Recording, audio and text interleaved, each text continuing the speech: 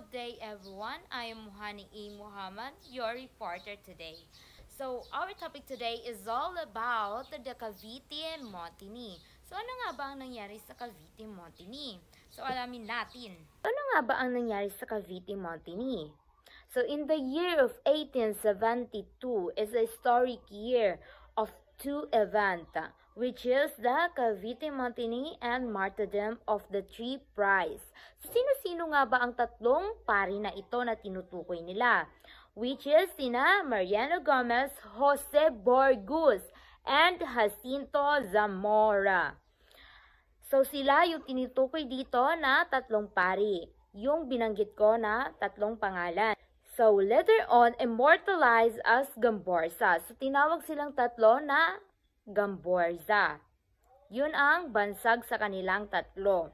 This event are very important milestone in the Philippine history. Etong event na to is isa sa mga importante na event na nangyari sa Philippine history and have caused a ripple throughout time, directly influencing the decisive event of the Philippine Revolution toward the end of century. While the significance and unquestioned, what made this year controversial are the different sides to the story, a battle of perspectives supported by primary source. In this case study, we zoom in the event of Cavite Mutiny, a major factor in the awakening of nationalism among the Filipino of that time. So, ang Cavite Mutiny ng 1872 ay isa sa mga pinaka-importanting pangyayari sa kasaysayan ng Pilipinas. Kasama ang mutiny ang pagkamartir ng tatlong paring sina Gamborsa.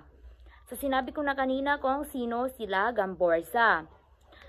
Ay nagbukas ng damdaming makabayan sa maraming Pilipino. Sila yung naging way para mabuksan ang pagka-Pilipino ng mga Pilipino. Yun. Pero, ang kontrobersya dito ay magkaiba ang mga bersyon ng istorya, depende kung Kastila o Pilipino ang nagsasalita. For example, kapag Pilipino ang nagsasalita or nagbibigay ng istorya or version nila, magkaibang version nila sa Kastila. Tapos kapag ang Kastila naman ang nagsalita, magkaiba din ang version at kwento nila sa Pilipino. Depende kung sino ang nagsasalita. Depende sa nagsasalita, kumbaga. Noong 1872, nagkaroon ng pag-aalsa sa Cavite, pero pinalabas ng mga Kastila na malaking revolusyon ito at sinisisi nila ang mga Pilipinong pare. So, sino ang mga Pilipinong pare? Sina Gamborsa. Kahit maliit lang talaga ang pag-aaklas, ginamit ito para patahimikin ang mga leader ng kilusang reforma, gaya ng Gamborsa. So pinalabas nila yon na malaking republisyon para patahimikin sina Gamborsa. Pero sa halip na matakot ang mga Pilipino, ito ang naging metsa ng nasyonalismo at revolusyon. Imbis na matakot sila, mas lumaban sila. So, bakit nga ba ito naging mahalaga sa kasaysayan ng Pilipinas? So, una, dahil sa insidenteng ito, maraming Pilipino ang namulat sa kawalang katarungan ng kolonyal sa sistema. So, dahil doon, sa nangyari na yon na event, mas namulat ang mga Pilipino, mas nalaman nila na hindi na pala makatarungan ang nangyayari sa kanilang bayan. So, pangalawa, ang pagpatay sa Gamborsa ay naging spark ng nationalism, lalo na kay Jose Rizal, na nagsabing inialay niya ang el filibusterismo sa kanila. So, ang ginawa pala na kwento at sinulat ni Jose Rizal na el filibusterismo ay para sa tatlong pari na sina Gamborsa. Inialay niya yung ginawa niyang kwento at sinulat niya. Pangatlo, ang Mutiny ay naging tulay papunta sa mas matinding kilusang makabayan, gaya ng Katipunan at bandang huli, ang himagsikang Pilipino. So, yan ang dahilan kung bakit naging mahalagang kasaysayan yan sa Pilipinas. So, ano nga ba ang naging epekto nito sa Pilipinas? Una, nagising ang damdaming makabayan ng mga Pilipino. Tulad ng sinabi ko kanina, nagising ang damdamin ng mga kabayang Pilipino dahil sa tatlong pari na sila Gamborsa. Sila yung naging way para mabuksan ang pagka-makabayan ng mga Pilipino.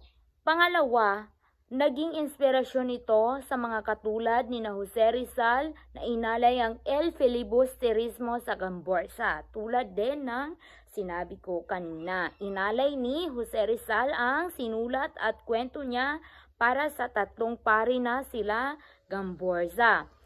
Lastly, ang Montini ay naging simula ng mas malawak na kilusang reforma hanggang sa katipunan at sa himagsikang Pilipino. Kung nakinig kayo kanina sa report ko or sinabi ko kanina, hindi ko na ito kailangan i-explain dahil malinaw na ang pagkaka-explain ko.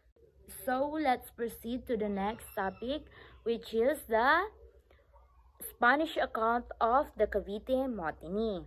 So, the documentation of Spanish historian Jose Montero y Vidal centered on how the event was an attempt in overthrowing the Spanish government in the Philippines. Although regarded as a historian, his account of the mutiny was criticized as woefully biased and rapid for a scholar. Another account from the official report written by the Governor General Rafael Ejido implicated the native clergy, who were then active in the movement toward secularization of parishes, and these two accounts corroborated each other. So, may dalawang account dito or primary source mula sa Kastila. Una, si Jose Montero y Vidal, Spanish historian. Para sa kanya, ang mutiny ay planong ibagsak ng gobyernong Kastila. Sabi niya, may mga impluwensya mula sa mga bagong ideyang demokratiko at liberal mula sa Spain at Amerika. Idinawit niya ang ilang paring Pilipino gaya ni Padre Jacinto Zamora at ang mga may kaya sa lipunan tulad ng mga mestizo at abogadong Pilipino na umano'y nagplano sa pag-aalsa. Parang sinisisi niya ang mga Pilipino sa pagiging rebelde at nagbigay ng koneksyon sa secularization movement. Kumbaga, yung gusto ng mga Pilipinong pare na magkaroon ng sariling parokya, hindi kontrabado ng mga praile. Pangalawa, si Gov. Rafael Ejido, Gobernador General ng PH noon. Sinasabi niya na ang mga native clergy, mestizos at abogadelos, mga maliit na abogado, sila yung mga maliit na abogado, ang nasa likod ng plano. So, yung mga maliit na abogado daw ang nasa likod ng mga plano. Isa sa mga dahilan daw naggalit ng mga tao ay isang pagtanggal ng benepisyo ng mga maggagawa sa arsenal ng Cavite at mga isyu sa pagbabayad ng gobyerno sa mga ani ng tabako. Ginamit nila ito para hikayatin ang mga manggagawa na magrebelde.